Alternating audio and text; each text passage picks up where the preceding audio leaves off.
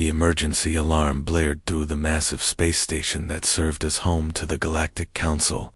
Commander Jake Morrison leaned forward in his seat, watching the holographic display flicker with interference. Something was very wrong. The voice that came through the speakers made everyone in the chamber freeze. Ambassador Felsara, one of the most respected diplomats in known space, sounded absolutely terrified. The aquatic Zephyrian's usual calm, musical voice was now shaking with pure fear. "This is our final message from the Kepler 442 system." The ambassador's words echoed through the silent chamber. "The ancient machines have awakened. They are destroying everything we have built. Our cities are gone. Our people are being harvested like crops. They don't just kill us, they steal our very minds and souls. The harvest fleet has returned after millions of years of sleep." Jake felt his stomach drop. He had heard stories about the harvest fleet, but most people thought they were just scary tales told to frighten children. Ancient mechanical ships that appeared every few million years to wipe out entire civilizations. It sounded like something from a horror movie, not real life. Around him, representatives from dozens of different alien species began talking nervously among themselves. The Altarians, who looked like living crystals, were glowing brighter with worry. The snake-like Dracorians made soft hissing sounds that Jake had learned meant they were scared. Even the usually brave Titan warriors were shifting uncomfortably in their massive chairs. For 3 whole days, the council did what it always did when faced with a crisis. They talked and talked and talked. They formed committees to study the problem. They scheduled meetings to discuss the meetings they had just finished. They created subcommittees to review the decisions of the committees. Meanwhile, more emergency signals kept coming from Zephyrian worlds. Each one was weaker than the last. Each one carried the same terrifying message. The machines were coming, and nothing could stop them. Jake watched colony after colony go silent on the star charts. Entire worlds with billions of peaceful Zephyrians just disappeared. The signals would cut off mid-sentence, leaving only empty static.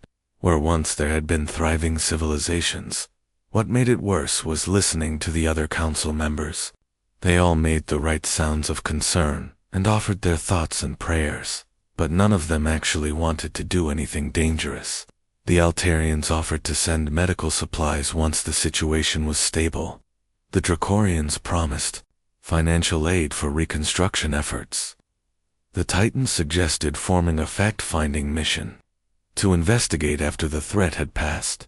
All of them were basically saying the same thing: let someone else handle the dangerous work.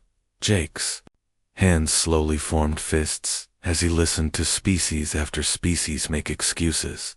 These were supposed to be the most advanced civilizations in the galaxy, and they were acting like scared children hiding behind their parents. Finally, he couldn't take it anymore. Jake stood up from his chair, and his voice cut through all the diplomatic chatter like a sharp knife through soft butter. "While we sit here talking, an entire race of people is being wiped out," he said, his voice steady but filled with anger. "Every minute we waste in discussion is another minute the Zephyrians suffer.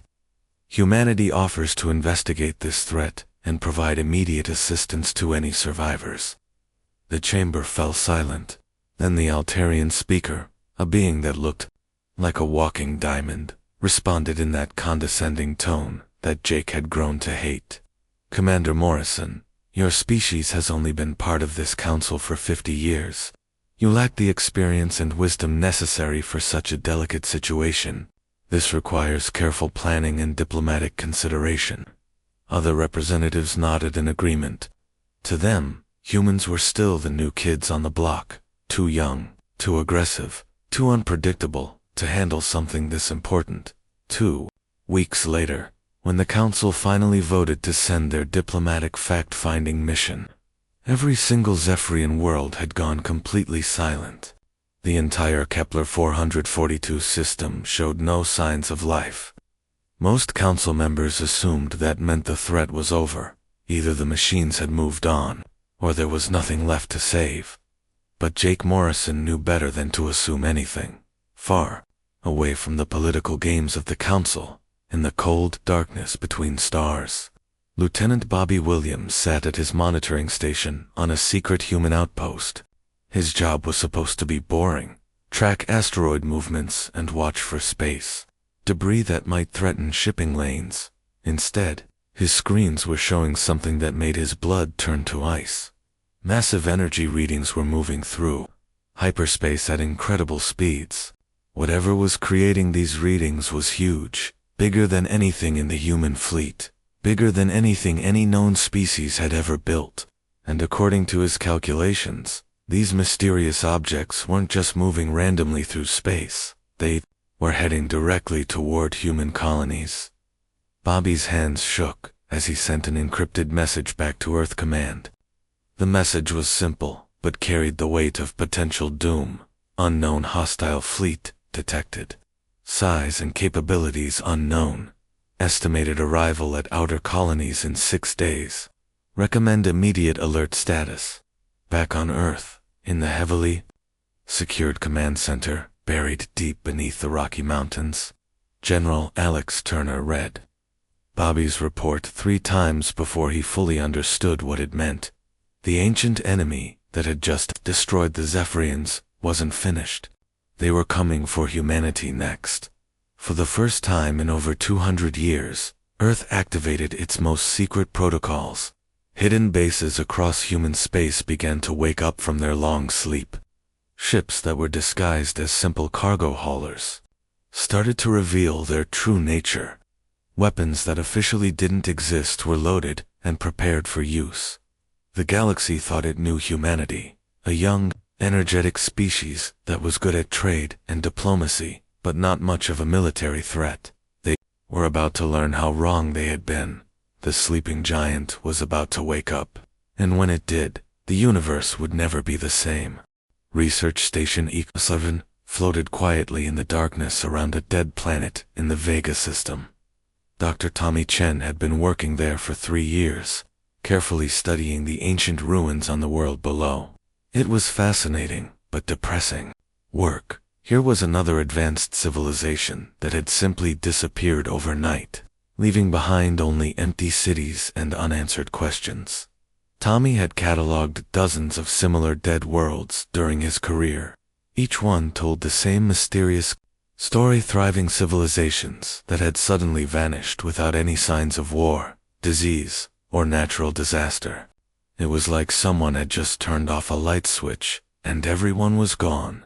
He was examining some strange metal fragments in his lab when the station's alarm system suddenly screamed to life. Station Commander Rita Rodriguez's voice crackled over the intercom, tense with urgency. All hands to emergency stations. We have multiple unknown contacts emerging from hyperspace. Size and configuration unknown. Tommy rushed to the observation deck and felt his knees go weak at what he saw. Massive shapes were materializing out of the swirling energy of hyperspace, each one bigger than anything he had ever imagined. These weren't ships, they were floating cities of metal and death, each one the size of a small moon. The surfaces of these mechanical monsters seemed alive, crawling with self-repairing armor that moved like liquid metal.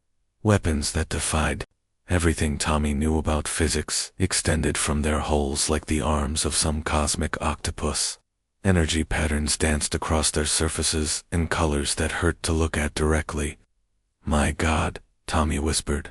"Now I know what happened to all those civilizations." Commander Rodriguez was already barking orders over the station's communication system. "All personnel to escape pods immediately. This is not a drill. Emergency evacuation protocols are now in effect, but they were too slow." The mechanical fleet moved with terrifying speed and precision. Before half the station's crew could reach the escape pods, the first wave of attackers was already upon them. What happened next would haunt Tommy for the rest of his life. The machines didn't just blow up the station like normal weapons would. Instead, they did something far worse. They harvested it. Mechanical tentacles reached out from the alien ships and grabbed onto Eco-7, Tommy watched in horror as drilling devices burrowed into the station's hull, not to destroy it, but to extract everything inside. Computer cores were ripped out whole. Databanks were carefully removed and loaded into the alien ships. Even the station's basic materials were being processed and absorbed. But the worst part was what they did to the people. The screams that came over the emergency channels weren't normal death cries. They were something far more terrifying. The sounds of human consciousness being ripped apart and digitized. The machines weren't just killing the crew. They were stealing their minds, their memories, their very souls, and trapping them inside their mechanical systems. Tommy barely made it to an escape pod before his section of the station was harvested. As his tiny ship fled into space, he could hear the voices of his friends and colleagues echoing from the alien fleet's communication systems. They were still alive, still conscious, but trapped forever inside the machines that had taken them. The final transmission from Eco 7 was brief, but carried the weight of absolute terror. Commander Rodriguez's voice, distorted by whatever the machines had done to her, managed to send one last message to Earth. They're coming for everyone. All of us. There's nowhere to run. Back on Earth, General Kevin Hayes sat in the most secure room in the most secure building on the planet. The message from Eco 7 played on repeat as he stared at tactical displays, showing the mechanical fleet's projected course. Every calculation led to the same terrifying conclusion. They were heading straight for the core human worlds. General Hayes had spent his entire career preparing for threats that might never come. Alien invasions, rogue artificial intelligences, cosmic disasters. The military had plans for everything. But this was different. This was the nightmare scenario they had hoped would remain theoretical forever. He picked up a red phone that connected directly to the president's emergency bunker, deep beneath the Colorado mountains. "Madam President," he said when the call connected, "we have a Code Omega situation. The theoretical threat we've been preparing for is now real and heading our way." President Rachel Foster had been briefed on Code Omega when she first took office, but she had never imagined she would actually have to use it. She stood before the Joint Chiefs of Staff in a room that could survive a direct nuclear hit, looking at faces that reflected her own fear and determination. "Gentlemen," she said, her voice steady, despite the magnitude of what she was about to order. "Activate Protocol Omega. It's time to show the galaxy what we've really been building all these years." The order went out across human space using communication channels that most people didn't even know existed. On worlds that appeared to be simple farming colonies, hidden bunkers opened to reveal massive weapons factories. Ships that had spent decades pretending to be harmless cargo haulers suddenly began transforming, revealing military-grade armor and weapon systems that shouldn't have been possible with known technology. In the darkness between stars, construction facilities that didn't appear on any official records came online. These shipyards had been building in secret for over 200 years, creating vessels that represented humanity's true military capability. The merchant ships that other species saw carrying trade goods across the galaxy began dropping their disguises. Cargo holds opened to reveal weapon systems that could crack planets. Simple-looking hulls shed their outer layers to show armor plating that had been designed to withstand forces that would destroy conventional warships. Deep space monitoring stations that the galaxy thought were just scientific research posts suddenly revealed their true purpose. They were military command centers, coordinating humanity's hidden defense network. For 3 centuries, ever since humans had first encountered the ruins of extinct civilizations, they had been preparing for this moment. While other species focused on art, culture, and peaceful expansion, humanity had been studying the evidence of cosmic genocide and preparing to fight back. Every dead world they had found had taught them something new about their mysterious enemy. Every extinct civilization had left clues about what was coming, and humanity had been listening, learning, and building. The harvest was beginning, just as it had begun countless times before, across the galaxy's history. Ancient mechanical predators were awakening to consume another generation of organic life. But this time, they would find prey that had evolved specifically to fight back. This time, they would discover what happened when you tried to harvest a species that had spent 300 years preparing for war. The sleeping giant was fully awake now, and it was very, very angry. The entire galaxy held its breath as humanity's true nature was finally revealed. For decades, other species had looked down on humans as the newcomers, a young, primitive race that was good for trade and manual labor, but nothing more. They were about to learn just how wrong they had been. Captain Billy Thompson stood on the bridge of the heavy cruiser Defiance, watching his tactical display with calm satisfaction. For 15 years, his ship had been disguised as a simple cargo hauler, moving supplies between human colonies while the galaxy ignored it completely. Today, that disguise was finally coming off.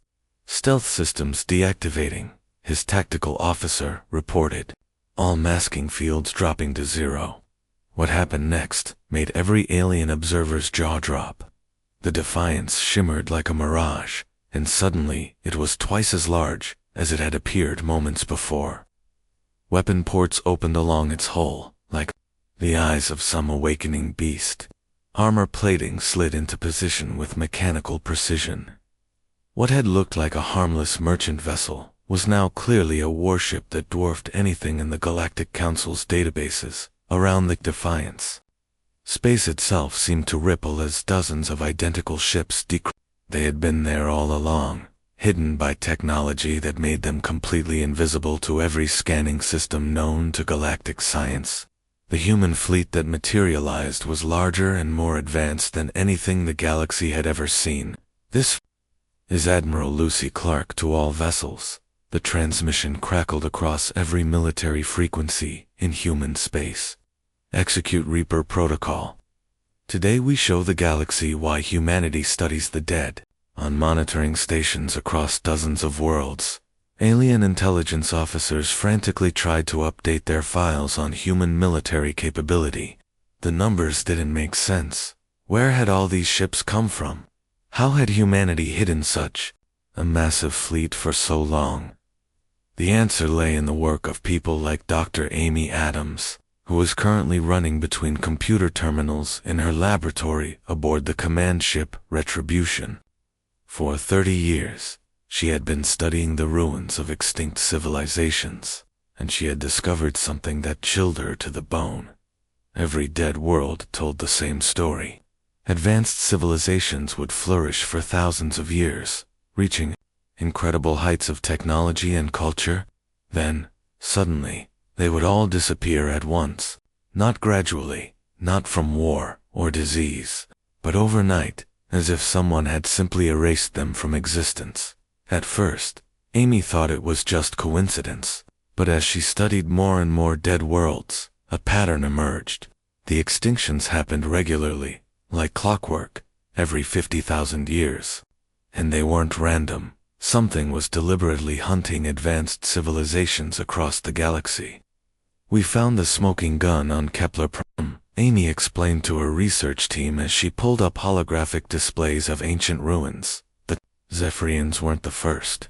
These mechanical harvesters have been doing this for millions of years. They let civilizations grow and develop, then they come back to collect them like farmers harvesting crops, while other species had built beautiful monuments to celebrate their achievements. Humanity had taken a different approach. Every dead world they found became a lesson in survival. Every extinct species taught them something new about their future enemy. The human approach was simple but terrifying in its implications. If something was going to try to harvest humanity eventually, then humanity would be ready for it. The first real test came at the Proxima defense line, where the mechanical harvest fleet ran straight into humanity's prepared defenses.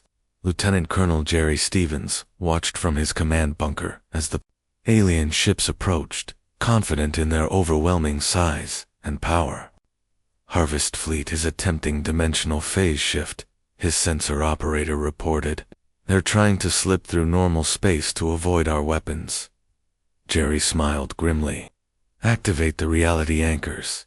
Across the defense line, strange devices that looked like oversized satellite dishes hummed to life. These were humanity's reality anchor mines, weapons that most species would have considered impossible. They created pockets of locked space-time that prevented anything from shifting between dimensions. The mechanical harvest ships, which had been successfully using dimensional phasing to avoid enemy fire for millions of years, suddenly found themselves trapped in normal space, like flies in amber. Target acquired, Jerry reported to Fleet Command, his voice calm, despite the magnitude of what he was about to do. Firing quantum displacement torpedoes. The weapons that launched from human ships didn't look like much small, sleek missiles that seemed almost insignificant compared to the massive harvest vessels they were targeting. But when they reached their targets, something incredible happened. The torpedoes didn't explode on impact. Instead, they displaced their targets partially into parallel dimensions, creating an effect that tore the massive alien ships apart at the molecular level. Matter that had been solid for millions of years suddenly found itself existing in multiple realities at once, and the stress literally ripped the harvest ships to pieces. 3 of the moon-sized mechanical monsters died in the first salvo, their hulls dissolving like sugar in rain as reality itself was weaponized against them across the galaxy. Species that had been watching the battle through long-range sensors sat in stunned silence. The mechanical harvest fleet was supposed to be unstoppable. They had been wiping out civilizations for millions of years, without ever facing serious resistance. But humanity wasn't just resisting. They were winning, on the bridge of a Dracorian monitoring ship. Captain Veltar stared at his tactical display in disbelief. How is this possible? He hissed to his crew. The humans are supposed to be primitives. They've only had space travel for a few hundred years. What Captain Veltar didn't understand was that humanity had been preparing for this exact moment since they first left Earth. Every exploration mission had been partly military reconnaissance. Every peaceful colony had hidden weapon caches. Every trade route had been designed to double as a supply line for war. The mechanical predators had evolved over millions of years to hunt civilizations that followed predictable patterns, species that built upward, celebrated peace, and assumed the universe was a safe place. They had never encountered a civilization that had evolved specifically to hunt them back. For the first time in galactic history, the harvesters were facing prey that had studied their methods, anticipated their tactics, and built weapons specifically designed to kill them.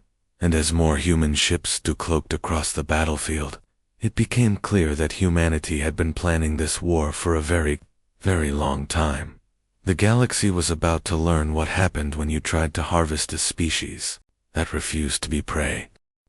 The real war began when Captain Danny Johnson led his strike team straight into the heart of the enemy formation, while other human ships engaged the harvest fleet from the outside. Johnson's ship Inevitable had one mission: punch through their defenses and take out their command structure. We're breaking through their outer screen. Johnson's navigator reported as massive mechanical ships fired everything they had at the small human vessel, hull integrity holding at 90%. Johnson gripped his command chair as the ship shook under enemy fire. His vessel carried humanity's most secret weapon, something the scientists called a chronoton cannon. Most people wouldn't understand how it worked, but the basic idea was simple and terrifying. It could make time move faster for whatever it hit. Weapons Officer Nancy, target their command nexus, Johnson ordered, pointing at the massive central ship that was coordinating the enemy fleet. Let's show these ancient machines what time really means. The beam that shot out from the Inevitable didn't look like much, just a shimmering ray of distorted light. But when it hit the Harvest command ship, something incredible happened. The massive vessel, which had existed unchanged for millions of years, suddenly began aging centuries in just seconds. Johnson and his crew watched in fascination as the enemy ship literally fell apart from old age. Its hull, which had been shiny and new-looking moments before, began to corrode and rust. Systems that had worked perfectly for eons started failing as components aged beyond their design limits. Even the mechanical crew inside the ship turned to powder as millions of years of entropy hit them all at once. Target destroyed, Nancy reported with satisfaction. Their command structure is completely offline. But the real genius of humanity's war strategy wasn't their advanced weapons. It was something much more basic.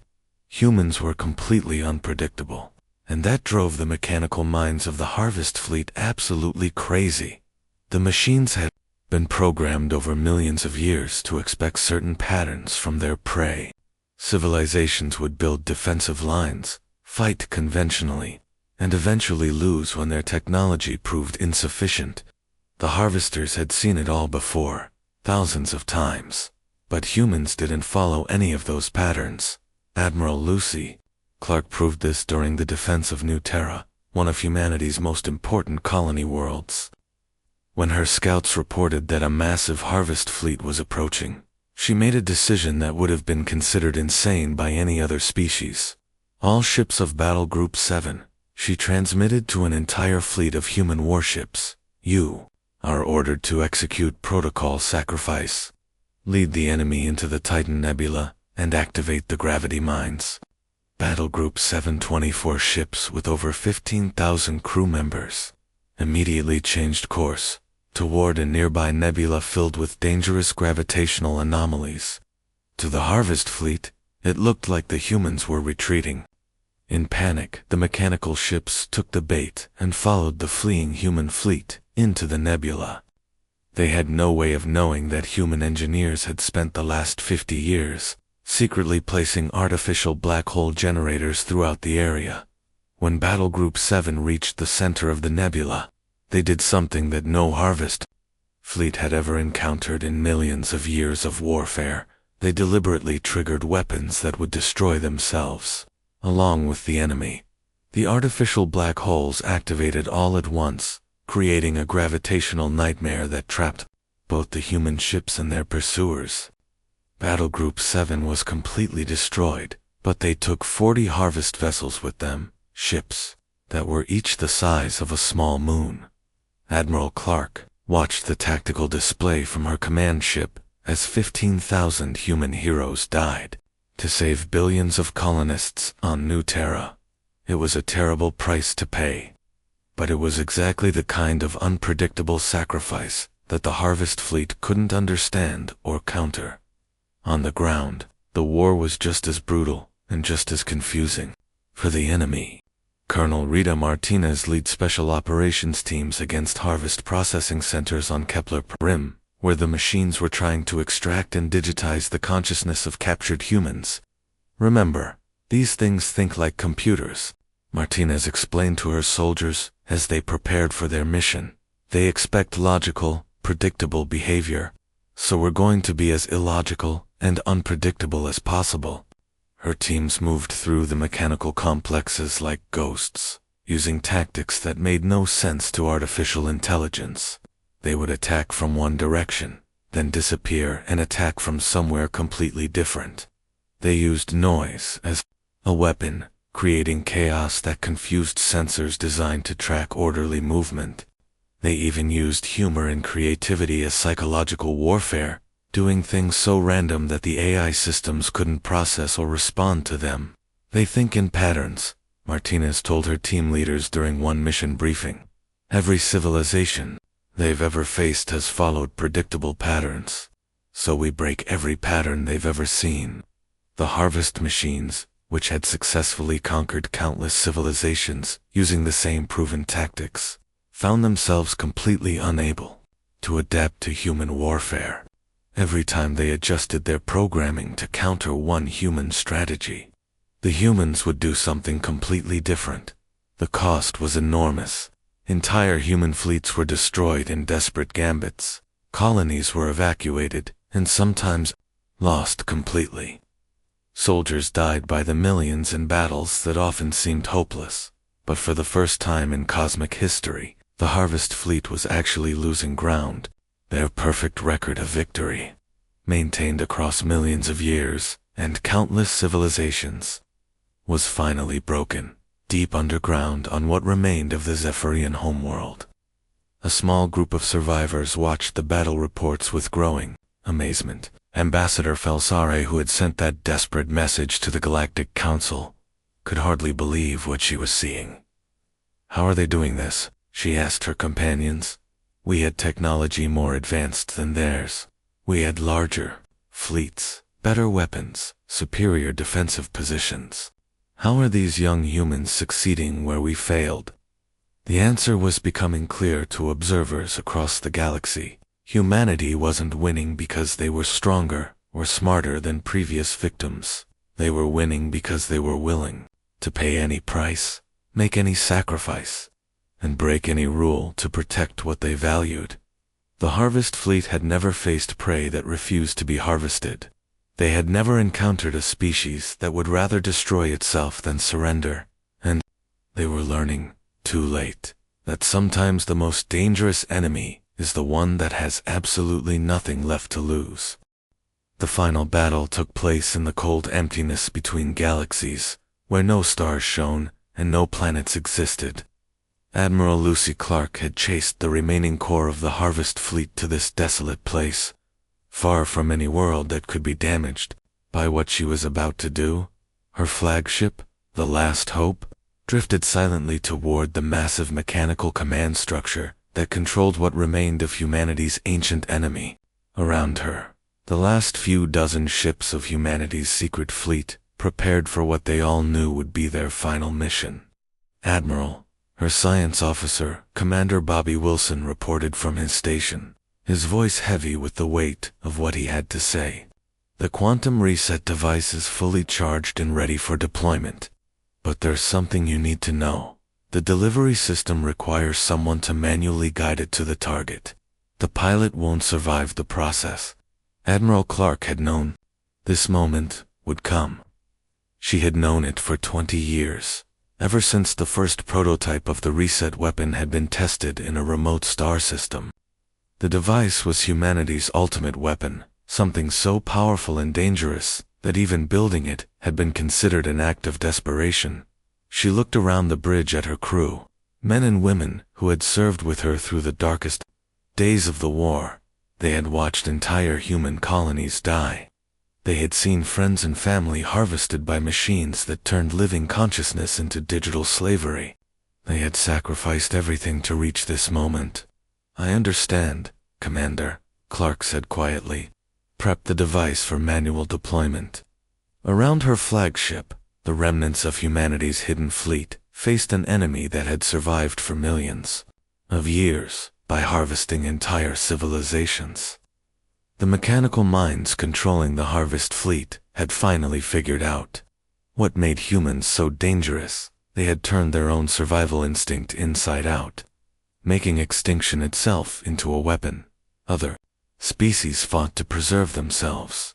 Humans fought to preserve everyone else, even if it cost them everything. Clark activated the ship-wide communication system, knowing that her words would be recorded and transmitted back to Earth for the history books, if there was anyone left to write them.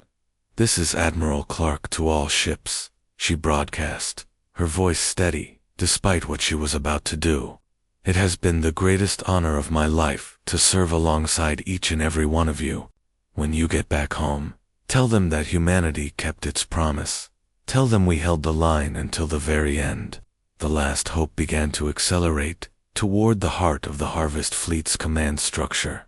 The ship's experimental drive system pushed it faster and faster until it was moving at speeds that shouldn't have been possible. Space itself seemed to bend around the vessel as it approached the speed of light, and then somehow went beyond it.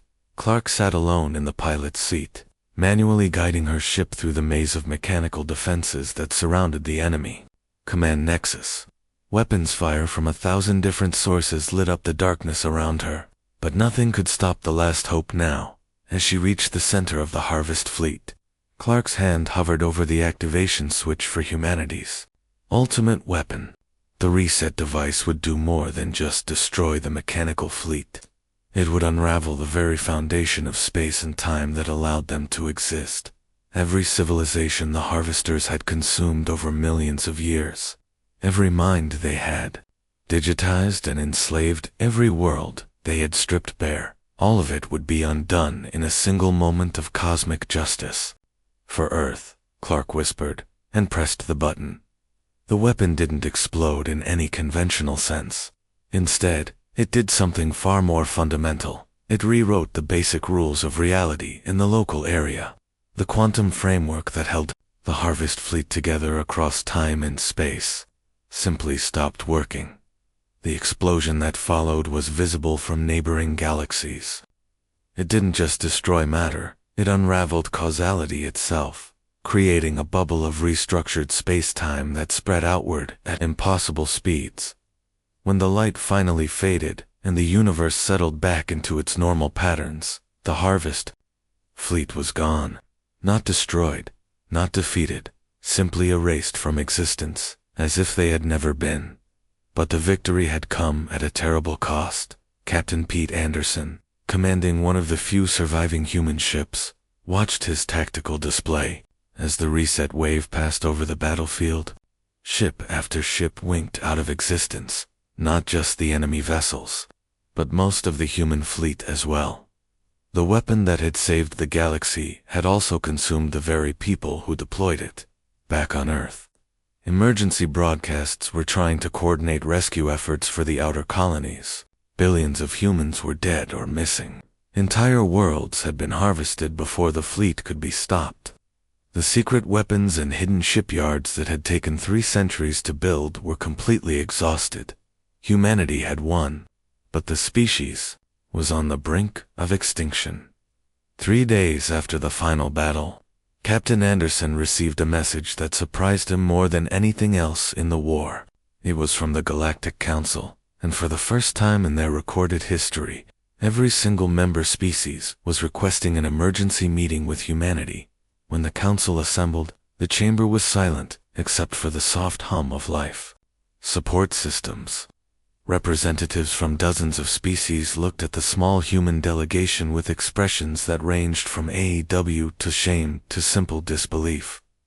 The Altarian speaker, whose crystalline form now glowed with what humans had learned, was deep respect, was the first to speak. "We owe you an apology," the speaker said, their voice carrying across the chamber. "We dismissed your species as young and reckless. We thought we were the wise elders of the galaxy. But while we were building monuments to our own greatness, you were preparing to save us all." Other representatives nodded in agreement. The truth was now undeniable. While every other species in the galaxy had focused on art, culture, philosophy, and peaceful expansion, humanity had quietly appointed itself as the galaxy's guardian against threats that others refused to acknowledge. Every dead world humans had studied, every extinct civilization they had catalogued, every piece of archaeological evidence they had gathered, it had all been part of a 300-year preparation for the war that just ended. The price of that guardianship was written in the casualty reports flooding in from across human space. Entire star systems were empty. Colonies that had thrived for generations were now silent ruins. The human fleet that had secretly protected the galaxy for centuries was reduced to a handful of damaged ships. But the galaxy was alive, because humanity had been willing to pay that price. In the months that followed, something unprecedented happened in galactic politics. Species that had never cooperated before began working together to help rebuild human civilization. The shared their crystal-growing technology to help construct new habitats. The Dracorians offered their knowledge of genetics to help restore damaged human colonies. Even the proud Titans contributed their engineering expertise to the reconstruction effort. They finally understood what they had witnessed. The young, chaotic humans had saved them all by embracing the one thing that made them truly dangerous: their absolute refusal to surrender. No matter how hopeless the situation became, The galaxy had learned that sometimes the greatest strength isn't the ability to build civilizations. It's the willingness to sacrifice everything to protect them. Humanity had shown them what it really meant to be guardians of the stars.